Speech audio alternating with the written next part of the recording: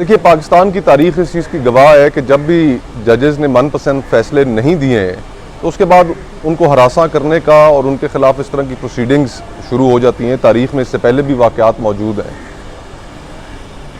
अदलिया के ऊपर से एतमाद पब्लिक का वो और मज़ीद उठेगा कि जहाँ पर जज इस निज़ाम के ठीक ना होने के ऊपर इंसाफ के मुतलाशी बन जाएँ, तो इसका मतलब तो ये है कि फिर पब्लिक जो अपने इंसाफ के लिए इन इदारों की तरफ देखती है, वो इन इदारों की कदर मंजिलत और इनके इंसाफ के मेयार के ऊपर कैसे यकीन करेगी। आज का जो केस है, इसमें जो बुनियादी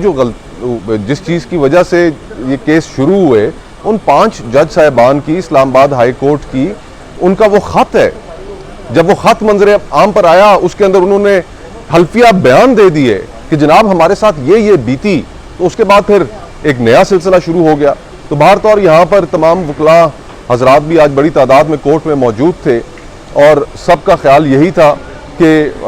ये एक मेलेफाइटी इसके ऊपर बदनीयती नज़र आ रही है। 40 साल एक जज साहब काम करते रहते हैं, बतौर वकील भी, बतौर अटॉर्नी जनरल भी, एडवोकेट जनरल भी, और फिर अचानक से उनकी डिग्री कैंसिल हो जाती है। तो ये बदनीयती पर मबनी है और इसको हर फोरम के ऊपर इंशाअल्लाह ताला रजिस्ट करते रहेंगे। तो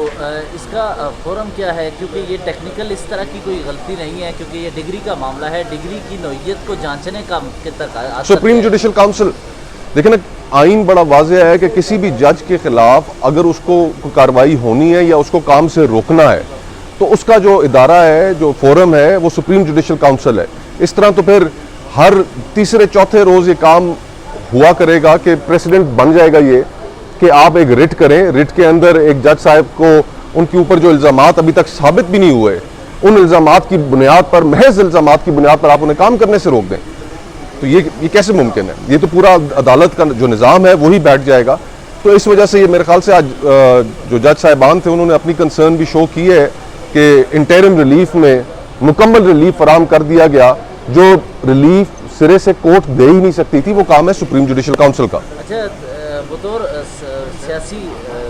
तालिब इल्म के तौर पर मैं सवाल एक है कि ये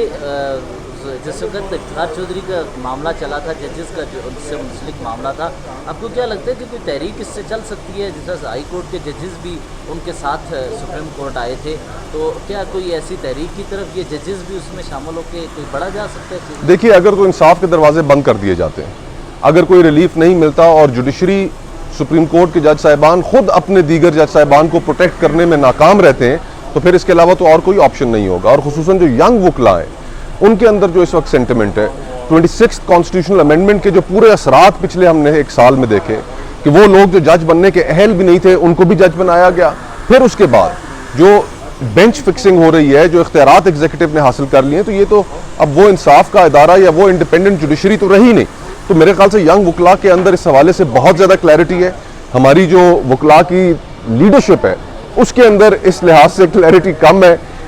लेकिन वो जो तंजीमों के सरबराहान हैं वो अपनी जगह पर खड़े रह जाएंगे और नीचे से लोग तहरीक में शामिल हो जाएंगे। ओके, और जो कमेटी बनाई गई है तहरीक मुल्क गिर वकला तहरीक की, वो कमेटी किस तरह आप काम करेगी और क्या अभी कोई इजलास बुलाया? देखिए,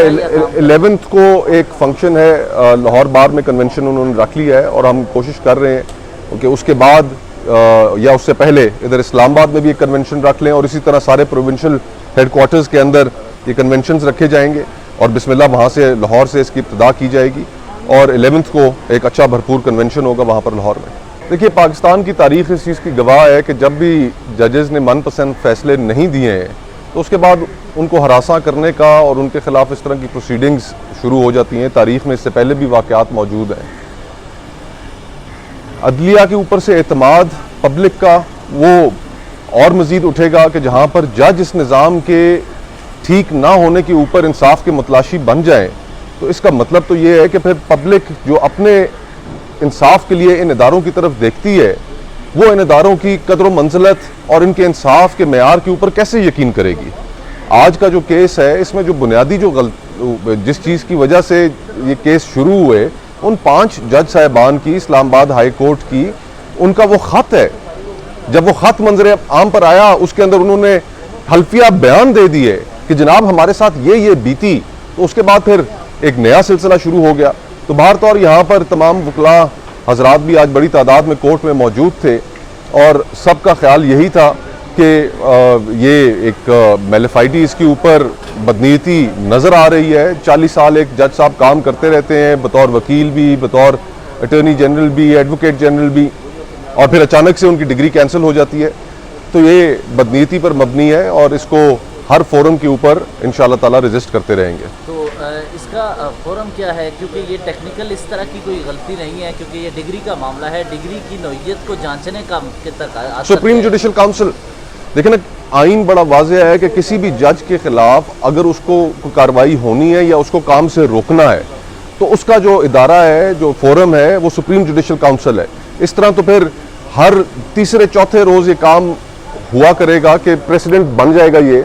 कि आप एक रिट करें, रिट के अंदर एक जज साहब को उनके ऊपर जो इल्ज़ामात अभी तक साबित भी नहीं हुए, उन इल्ज़ामात की बुनियाद पर, महज इल्ज़ामात की बुनियाद पर आप उन्हें काम करने से रोक दें। तो ये कैसे मुमकिन है? ये तो पूरा अदालत का जो निज़ाम है वही बैठ जाएगा। तो इस वजह से ये मेरे ख्याल से आज जो जज साहिबान थे उन्होंने अपनी कंसर्न भी शो की है कि इंटरिम रिलीफ में मुकम्मल रिलीफ फराम कर दिया गया। जो रिलीफ सिरे से कोर्ट दे ही नहीं सकती थी, वो काम है सुप्रीम जुडिशल काउंसिल का। अच्छा, बतौर सियासी तालब इल्म के तौर पर मैं समझ सवाल एक है कि ये जिस वक्त इफ्तिखार चौधरी का मामला चला था, जजेस का जो उनसे मुंसलिक मामला था, आपको क्या लगता है कि कोई तहरीक इससे चल सकती है? जिस तरह हाई कोर्ट के जजेस भी उनके साथ सुप्रीम कोर्ट आए थे, तो क्या कोई ऐसी तहरीक की तरफ ये जजेस भी उसमें शामिल होकर कोई बढ़ा जा सकता है? देखिए, अगर तो इंसाफ के दरवाजे बंद कर दिए जाते हैं, अगर कोई रिलीफ नहीं मिलता और जुडिशरी, सुप्रीम कोर्ट के जज साहिबान खुद अपने दीगर जज साहिबान को प्रोटेक्ट करने में नाकाम रहते हैं, तो फिर इसके अलावा तो और कोई ऑप्शन नहीं होगा। और खुसूसन जो यंग वकला हैं, उनके अंदर जो इस वक्त सेंटिमेंट है, 26 कॉन्स्टिट्यूशनल अमेंडमेंट के जो पूरे असरात पिछले हमने एक साल में देखे कि वो लोग जो जज बनने के अहल भी नहीं थे उनको भी जज बनाया गया। फिर उसके बाद जो बेंच फिक्सिंग हो रही है, जो इख्तियारात एग्जीक्यूटिव ने हासिल कर लिए हैं, तो ये तो अब वो इंसाफ का इदारा या वो इंडिपेंडेंट जुडिशरी तो रही नहीं। तो मेरे ख्याल से यंग वकला के अंदर इस हवाले से बहुत ज़्यादा क्लैरिटी है। हमारी जो वकला की लीडरशिप है उसके अंदर इस लिहाज से क्लैरिटी कम है,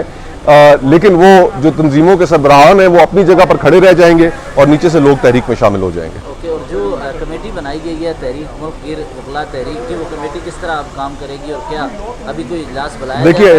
11th को एक फंक्शन है लाहौर बार में, कन्वेंशन उन्होंने रख लिया है और हम कोशिश कर रहे हैं कि उसके बाद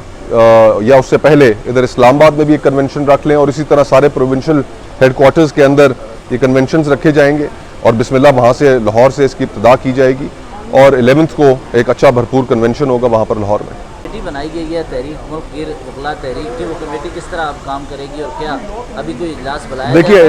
11th को एक फंक्शन है लाहौर बार में, कन्वेंशन उन्होंने रख लिया है और हम कोशिश कर रहे हैं कि उसके बाद या उससे पहले इधर इस्लामाबाद में भी एक कन्वेंशन रख लें और इसी तरह सारे प्रोविंशियल हेडक्वार्टर्स के अंदर ये कन्वेंशंस रखे जाएंगे और बिस्मिल्लाह वहाँ से लाहौर से इसकी इब्तिदा की जाएगी और 11th को एक अच्छा भरपूर कन्वेंशन होगा वहाँ पर लाहौर में।